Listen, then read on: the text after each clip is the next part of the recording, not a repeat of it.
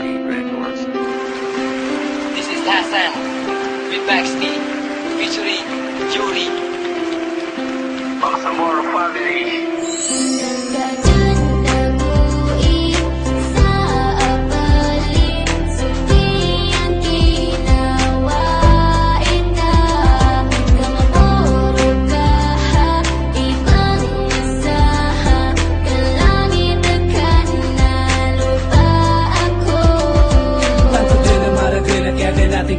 Kumaresiba kan sa mga surat ako tawag karakan na tanto din kay sakitan. Di ginawa ko na dahil sa pag-ibig ko sa iyo ngayon na pribigo. At bakit ba nang ikaw ang makilala mata ko'y naging bulag sa katulad mong babae na walang alam kung di mabulig na lalaki pagkatapos iiwan na walang paalam at sasabihin di na kita kailangan nyo. Lilangakan na mataida manisan. Ba't mo ko nagawang iwanan sa gitna ng kawalan? Binigay naman lahat para sa ginawang ka. Ang ginawa ka na ifla lang pararaka na inutok ko din sa balis. Upit ko sa diranta aking pusa din talilang nasa tabi mga pero sana daw kung katungan isang pasad ka kaya ngulutan na ka. So kabayaw mga lakas kakainawaan ako ka.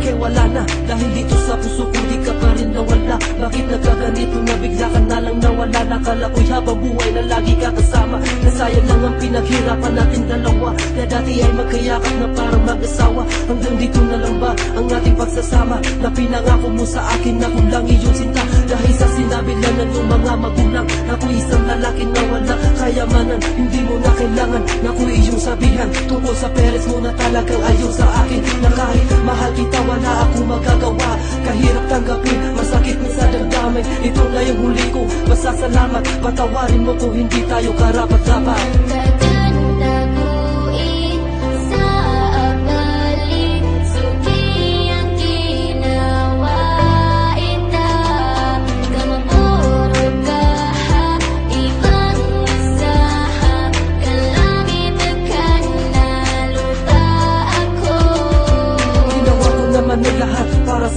Pero bakit ganito bigla ka na lang lumayo? Labis akong nasaktan at ngayon nahihirapan. At sa tuwing naaalala ko ang mga nagdaan na dati ay lagi magkahawak kamay sa daan. Ako ngayon luhaan at iyon ang iniwan. Pagkatapos ko nang mahalin sa uli ay ganito. Pinaasa mo ako sa iyong mga pangako. Paano mo ko nagawang iwanan sa ganitong kalagayan? Dahil ba wala sa akin ang tanging kayamanan na gusto na magulang mo na sa iyo'y pinapangarap? Dahil ba wala sa akin ang lahat ng hinaka sa isang lalaki na kagutuhan kaysa sa akin? At alam ko na sinta na hindi ka na nga sa akin at ngayon paalam na at ako ay lalayo na dahil iniwan mo akong luhaan na nag-iisa.